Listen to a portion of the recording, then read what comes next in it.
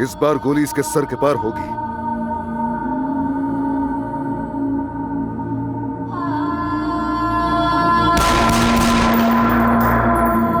कोई मौका नहीं, सोहा को जल्दी मेरे पास लेकर आओ।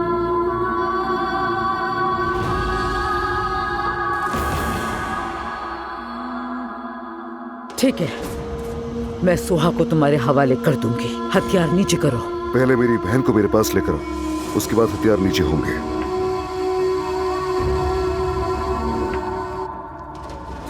एहसान, जाओ देख कर आओ सोहा सही सलामत है। जी अदनान भाई, अभी जाता हूँ।